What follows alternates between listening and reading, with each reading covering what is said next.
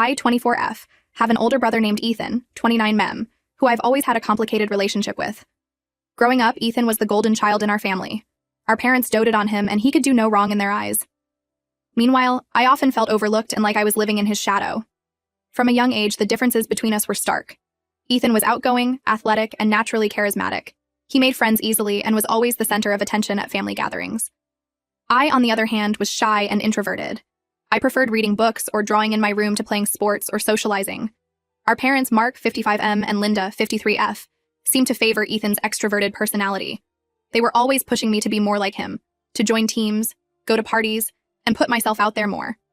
They didn't seem to understand or value my quieter nature and creative interests.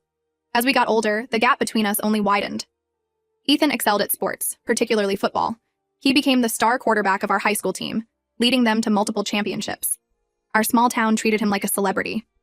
Meanwhile, I struggled to find my place and often felt invisible both at school and at home. Ethan's athletic success only amplified our parents' favoritism. They never missed one of his games, proudly wearing shirts with his jersey number, but they rarely showed up to my art shows or academic competitions. When I won a statewide essay contest in 10th grade, they barely acknowledged it because it conflicted with one of Ethan's football games. Throughout our childhood and teen years, Ethan bullied and tormented me relentlessly. It started with small things when we were young, breaking my toys, excluding me from games with his friends, or pinching me when our parents weren't looking. As we got older, his tactics became more psychological. He would mock me for being weird and antisocial, steal or break my things, and turn our parents against me with lies and manipulation. If I ever tried to stand up for myself or tell our parents what was really going on, Ethan would twist things to make it seem like I was the problem. One incident that stands out happened when I was 13 and Ethan was 18. I had been saving up my allowance for months to buy a special set of art supplies I wanted. The day I finally had enough money, I came home from school to find Ethan and his friends using my new supplies to make crude posters for a party. When I got upset, Ethan told our parents I was being selfish and wouldn't share. They ended up making me apologize to him. Our parents always took his side and told me I needed to be more like my brother. They'd lecture me about how I should try harder to fit in and make friends like Ethan did. It was crushing to feel so unsupported and invalidated by my own family. As we got older, Ethan's behavior towards me only got worse. In high school, he spread nasty rumors about me to his popular friends, turning the whole school against me. He'd accidentally spill drinks on my homework or textbooks. Once he even stole my diary and read parts of it aloud to his football buddies, humiliating me. I remember one particularly painful incident during my sophomore year. I had finally worked up the courage to talk to my crush, a boy named Alex who was in my art class. We had been partnered up for a project and things were going well. But when Ethan found out, he cornered Alex in the locker room and told him I was psycho and had a shrine to Alex in my closet. Alex avoided me after that, and I was too embarrassed to ever speak to him again. I begged our parents to do something, but they always brushed it off as normal sibling rivalry. They told me I was being too sensitive and needed to toughen up. Meanwhile, Ethan could get away with anything. Even when he got caught throwing wild parties or coming home drunk, our parents would just laugh it off as boys being boys. When Ethan left for college on a full-ride football scholarship, I finally had some peace at home. For the first time, I felt like I could breathe and just be myself without constantly walking on eggshells. I threw myself into my art and studies, finally starting to rebuild my self-esteem. But every time he'd come back to visit, the torment would start up again. He'd make snide comments about my appearance or lack of a social life. At family gatherings, he'd subtly put me down in front of relatives. It was like he couldn't stand to see me happy or thriving in any way. After high school, I went to a local community college while working part-time at a bookstore. I wasn't sure what I wanted to do with my life yet, and I needed time to figure things out. Ethan criticized my lack of ambition and would brag about his Division I football career. Our parents constantly compared us, asking why I couldn't be more driven like my brother. When I finally transferred to a 4-year university to study graphic design, he dismissed it as a no-name school that anyone could get into. He scoffed at my choice of major, saying I'd never make any money as an artist. Nothing I did was ever good enough in his eyes. Throughout college, I slowly started to come into my own. I made a small group of close friends who appreciated me for who I was. I excelled in my classes and even had some of my work featured in student exhibitions, but I still dreaded family gatherings where Ethan would inevitably find ways to put me down or steal the spotlight. Fast forward to last year. Ethan got engaged to his girlfriend of 2 years, Megan, 27F. I had only met Megan a handful of times, but she seemed nice enough. However, I couldn't help but notice how Ethan acted like a completely different person around her. He was charming, attentive, and portrayed himself as this perfect gentleman. It was so at odds with how I knew him to be behind closed doors. I remember the first time I met Megan at a family dinner. Ethan was on his best behavior, pulling out her chair and refilling her water glass. He even complimented my new haircut, something he'd never done before. It was surreal to watch. Part of me wanted to pull Megan aside and warn her about the real Ethan, but I knew no one would believe me. A few months ago, Ethan and Megan announced they were having an engagement party to celebrate with family and friends. I dreaded having to attend and put on a fake smile around my brother, but I felt obligated to go for appearance's sake. The night before the party, I was out with some friends at a bar when I spotted a familiar face across the room. It was Ethan, getting cozy with a woman who was definitely not his fiancée. I watched in shock as they kissed and left together. I was disgusted, but not entirely surprised that Ethan would cheat on Megan. It fit with the selfish, duplicitous person I knew him to be. Part of me wanted to tell Megan the truth right away, but I hesitated, knowing Ethan would find a way to spin things and make me look like the bad guy somehow. At the engagement party the next day, I felt sick watching Ethan and Megan play the happy couple. Ethan kept shooting me warning glances, clearly worried I'd say something about what I'd seen. I kept quiet during the party, but the knowledge was eating away at me. After mulling it over for a few days, I decided Megan deserved to know the truth before marrying my lying, cheating brother. I created an anonymous email account and sent her a message detailing what I'd witnessed at the bar, along with the date and location. I also mentioned that I had photo evidence if she needed proof. Within hours, all hell broke loose. Megan confronted Ethan and he initially tried to deny everything, but when she mentioned the photos, he broke down and admitted to cheating multiple times throughout their relationship. Megan called off the engagement on the spot.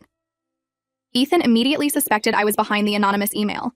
He showed up at my apartment in a rage, screaming at me for ruining his life. I calmly told him that his own actions ruined his relationship, not me. For once, I refused to be intimidated by him. Our parents predictably took Ethan's side, berating me for betraying family and potentially costing Ethan his soulmate. I stood my ground and told them I wouldn't apologize for exposing the truth. If they wanted to keep enabling Ethan's horrible behavior, that was on them. It's been a few weeks now, and the family is still in turmoil.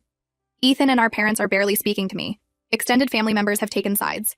But honestly, I feel relieved to finally be free of the obligation to protect my brother's lies and keep up appearances. Megan reached out to thank me for telling her the truth before she made a huge mistake. That meant a lot and made me feel like I did the right thing, despite the fallout. I know it will take time for the dust to settle, but I don't regret my decision. So Reddit, AET for exposing my brother's cheating and potentially ruining his engagement? Should I have kept quiet to preserve family harmony? Or did Megan deserve to know the truth about the man she almost married? Update 1. It's been about a month since my last post and a lot has happened, so I wanted to give an update. First off, I want to thank everyone for the supportive comments on my original post. It really helped validate my decision to tell Megan the truth about Ethan's cheating. I was starting to doubt myself with all the family drama, so I appreciate the reassurance that I did the right thing. In the weeks following the engagement blow-up, things were extremely tense with my family. Ethan continued to rage at me via text and voicemail, alternating between guilt-tripping and threats. He'd leave messages saying things like, "You've always been jealous of me, and you'll regret this." I eventually had to block his number for my own peace of mind. Our parents kept trying to pressure me into apologizing to Ethan and fixing things. They insisted I had overreacted and should have come to them or Ethan first, instead of telling Megan directly. My mom would call crying, saying I was tearing the family apart. My dad sent lengthy emails lecturing me about loyalty and how blood is thicker than water. I stood firm and refused to apologize for exposing the truth. Things came to a head at a family dinner about 2 weeks ago. Our parents had been pestering me to attend, saying we needed to move past this as a family. They promised it would just be the four of us having a calm discussion. Against my better judgment, I agreed to go. Big mistake. The whole evening was an ambush, with my parents and Ethan ganging up on me. They accused me of being jealous of Ethan's success and trying to sabotage his happiness out of spite. Ethan even had the audacity to claim I had misinterpreted what I saw at the bar and blown things out of proportion. I was floored by how they were all gaslighting me and twisting the situation. It was like being transported back to my childhood, with everyone taking Ethan's side and making me out to be the problem. I finally snapped and unleashed years of pent-up anger and resentment. I laid out all the ways Ethan had tormented and bullied me growing up while our parents turned a blind eye.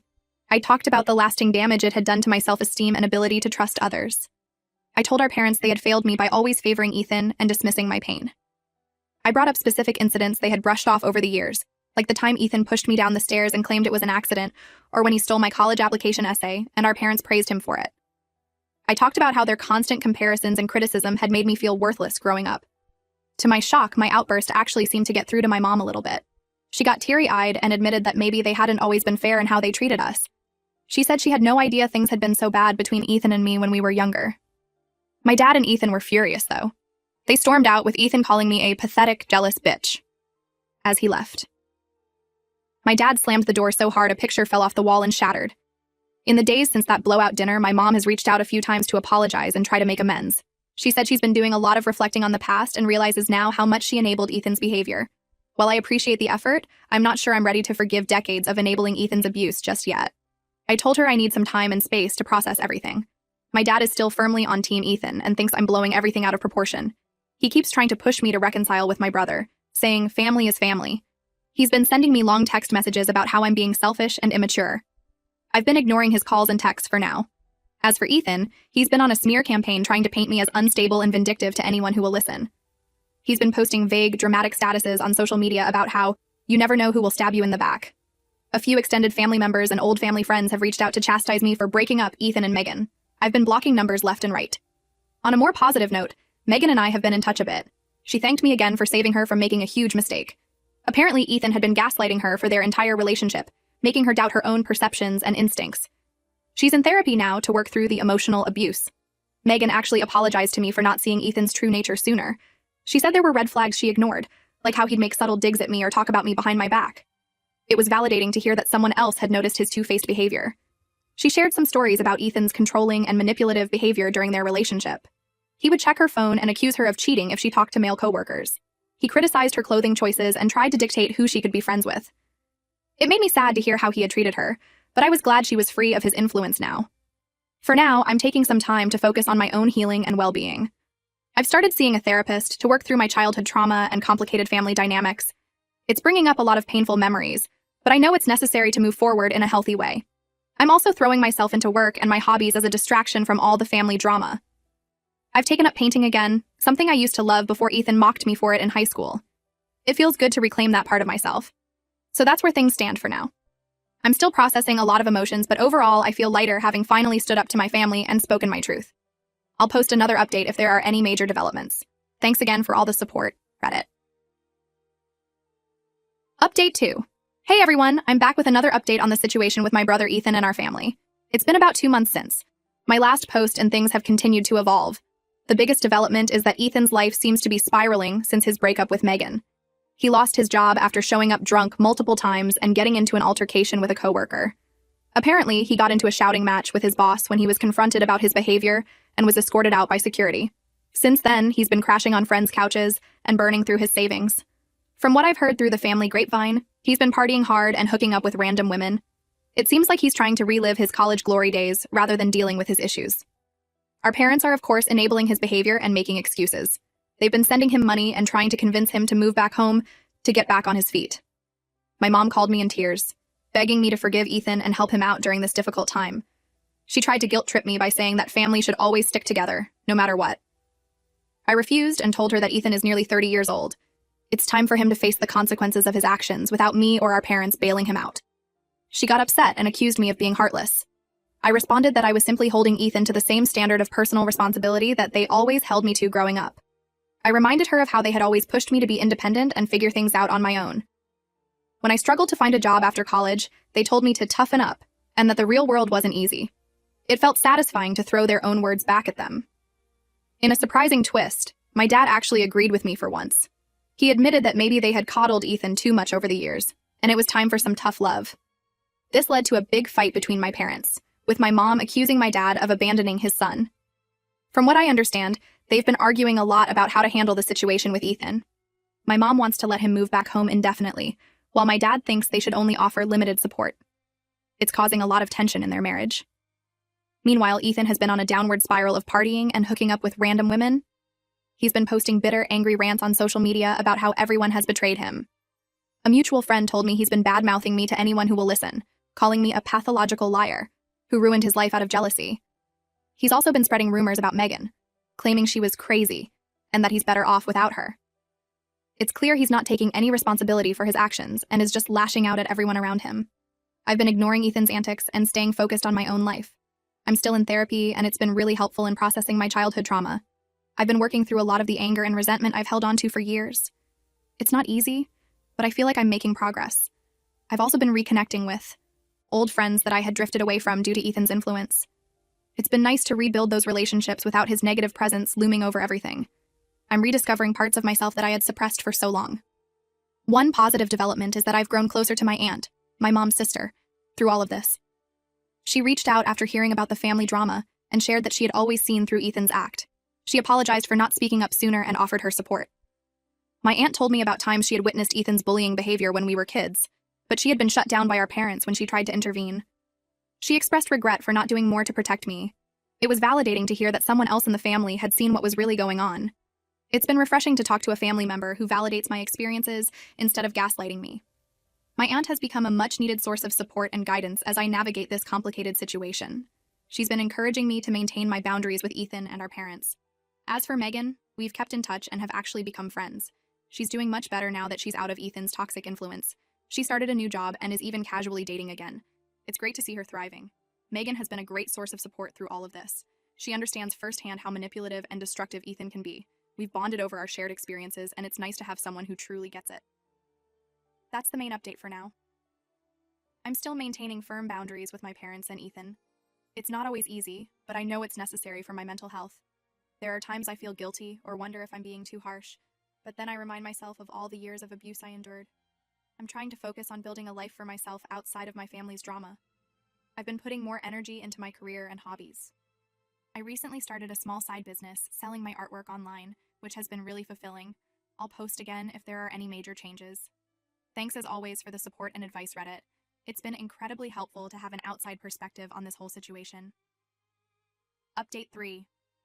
Hi everyone, I'm here with one last update on the Ethan situation. It's been about 6 months since my original post, and I think this will be my final update as things have mostly settled into a new normal.